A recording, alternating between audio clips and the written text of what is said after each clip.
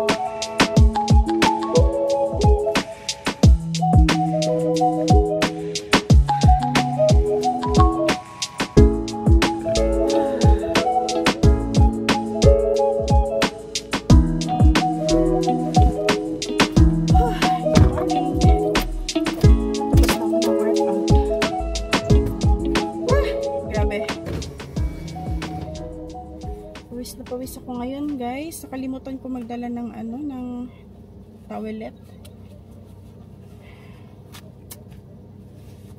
So may tissue naman tayo. Yan na lang muna gamitin natin. Okay. So stop na muna natin yung timer. 1 hour yung walking natin. 1 hour and 7 minutes. 5.3 kilometers lang. Tapos yung steps natin 8,175. There. 8,100. Yung habang naglalakad ako, ang dami kong iniisip. Actually guys, malaking naitulong talaga itong paglalakad ko every morning kasi napaplano ko yung araw ko every day. Habang naglalakad din ako, talaga nagpa-pray ako na bigyan ako ng guidance ni Lord na kasi first time ko itong gawin maging businesswoman. Hindi naman siya first time kasi matagal na panahon nagbi-business naman kami ni na mama, ganyan. Pero yung mga small businesses lang. Tapos ngayon kasi naisip ko, gagawa ako ng business for long term and talagang i-expand ko siya. So, yun na nga, yung dumating kahapon na pinakahihintay ko na sobrang tagal dumating dahil may mga problema sa pag-ship or sa pagpadala. Ngayon natanggap ko na siya. Grabe, parang addict na talaga na hindi na ako matigil sa kakagawa ng mga trays.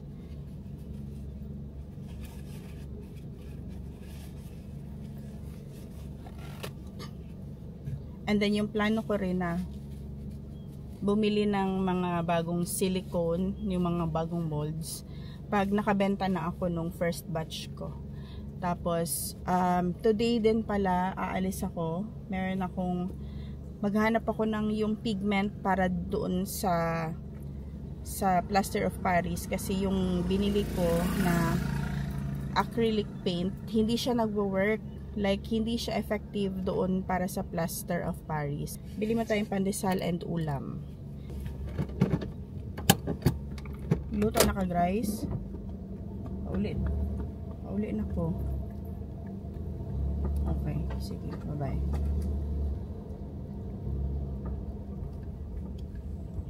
Good morning guys, I'm back. I'm home na pala. Sobrang dami kong bit-bit. Sarap ating bread na sobrang sarap na pagbagong luto.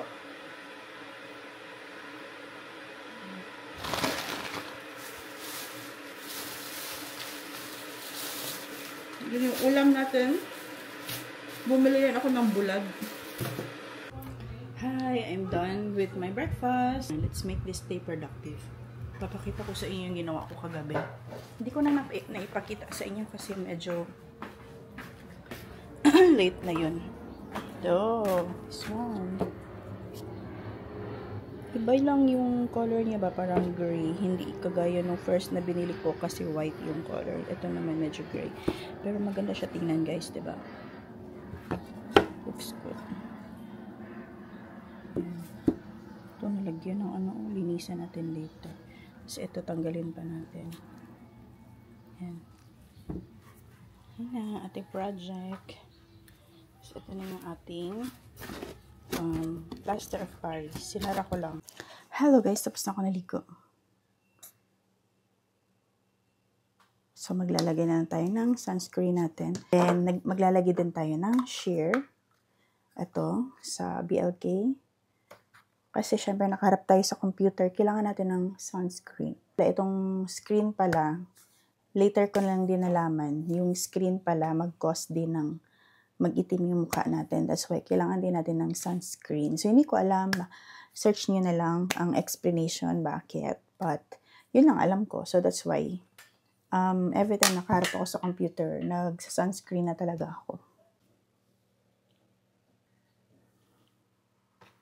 So, yung nilalagay ko pala din sa mata ko, guys, is this one. Yan. May nag-recommend sa akin.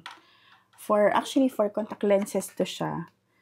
Lubricant siya sa mga contact lens or pag nagda-dry yung mata mo, na feeling mo parang nagba-blur na siya kasi sobrang dry na pala. So, pwede mo to gamitin. Catch your norm.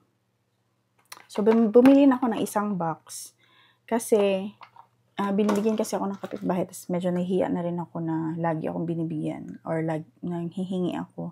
So, bumili na ako ng isang box.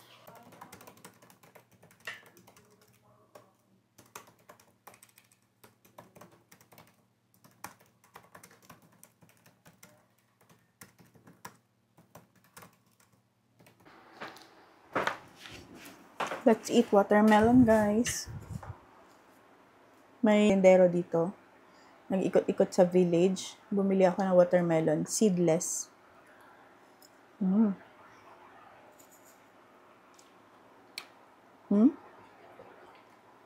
Pulang-pula.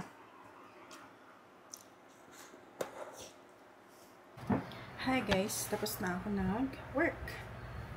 And it's currently 10:48. So ngayon, gumawa na ako ng bagong, hindi na fan page yung ginawa ko, group page na lang.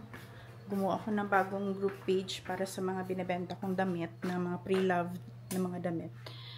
So, na-post ko na siya, yung mga ibang pictures na na-post ko dati. Ngayon naman ay, itutuloy ko yung aking pagbibenta ng mga damit, kasi sayang din naman nakatambay na lang siya. So, yun ang gagawin natin today. Actually guys, today gagawin kong productive yung araw ko. Marami akong ipapost na mga damit, pero hindi ko sila pwede i-flood kasi baka masuspend na naman tayo. So, dahan-dahan lang. Ngayon, magpipicture lang muna ako ng mga damit na hindi ko napicturan dati. Ngayon, pipicturan ko. So, yun. And then, after nyan, maglilinis tayo ng bahay. So, yun. So, kagagaling ko lang sa kapitbahay at nagbigay siya sa akin ng ulam, guys. Opo na may pork. So, ito yung magiging lunch ko ngayon. 11:26 na. So, magla-lunch na tayo kasi maaga tayo na breakfast kanina. And hindi ako mag-rice. Ito lang. Ito lang yung kainin ko. No rice.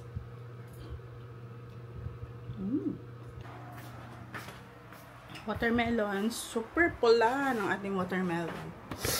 So, tuloy ko lang muna yung aking ginagawa.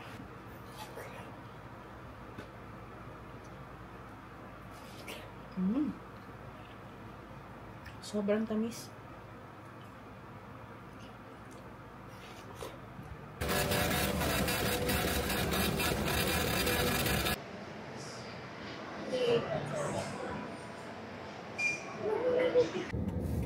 So guys, mag-merienda muna tayo. Nahirapan ako maghanap ng pigment na black kasi yun hinahanap kong pigment is para sa yung ginagawa ko nga na POP. I need pigment color, tapos black lang sana and brown yung kailangan ko. So sa kakaikot-ikot ko dito sa vicinity kung nasaan ako ngayon, pupunta sana ako dun sa malayo kasi available yung pigment color na black.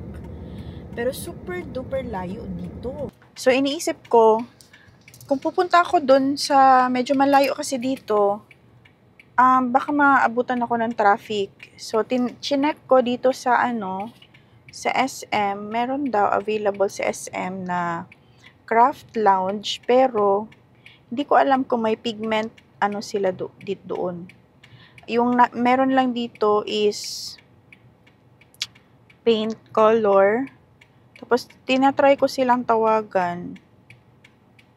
Hindi naman sumasagot. Kaya, nung habang tinatawagan ko sila, nakita ko yung nagbebenta ng maruya. Kaya ito, bumili na lang muna ako ng maruya. Kakain na lang muna ako para may energy naman ako sa paghahanap ng pigment na black. So, ano ang mga craft shop dito sa Davao? Oh my gosh.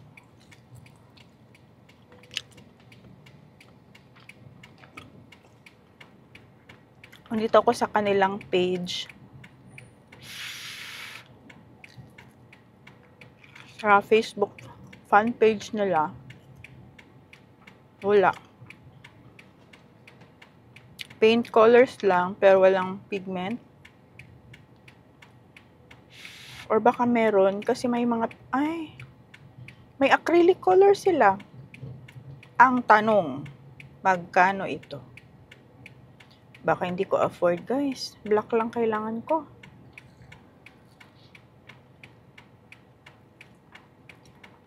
Pero marami silang choices, in fairness. Meron pala sa SM Ecoland.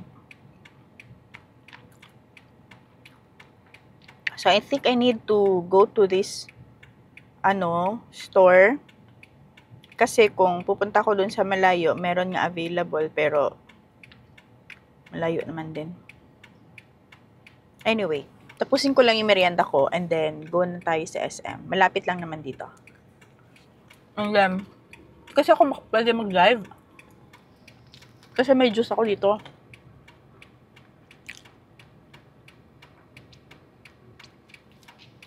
Baka matapon. I don't like the taste.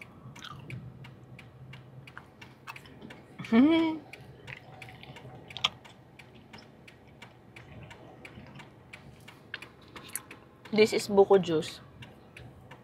Pero, hindi ko nagustuhan yung lasa niya. Kaya lang, meron kasi, parang nilagyan nila ng vanilla. Buko juice plus with vanilla flavor. Check it out. Parang vanilla or banana. Parang vanilla flavor. Sarap ng maruya kasi medyo hinog-hinog siya. Malambot.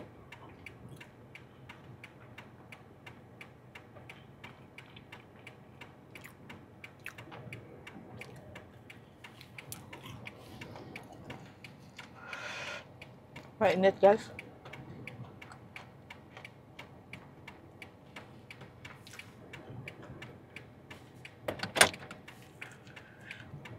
Masarap. Okay. Kailangan natin i-preserve ang battery kasi malobat na yung ating camera. See you later na sa SM.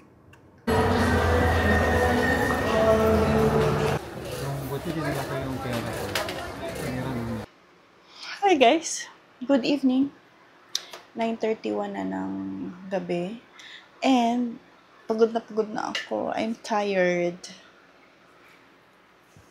Kanina pag-uwi ko sa bahay, inano ko na kaagad yung mga plaster of Paris, tapos in-arrange ko yung kusina. Hindi na ako nag-vlog kasi masyadong busy. So, ngayon lang din ako naka-rest. So, hindi ko na ipakita sa inyo muna yung plaster kasi medyo na-stress ako dun sa plaster of Paris kanina. May binili kasi ako na parang yung coating niya. Tapos, palpak yung pagkalagay ko ng coating. Ngayon, pinanindigan ko na lang talaga yung coating. Anyway, experimental pero parang palpak na naman.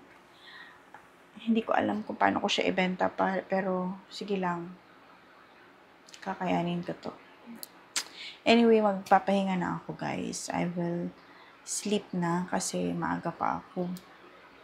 Bukas, mag-walking. So, sana nag-enjoy kayo sa vlog ko. I don't know if mag-enjoy kayo. Sana nag-enjoy kayo sa vlog ko guys. Thank you so much for watching. Bye for now.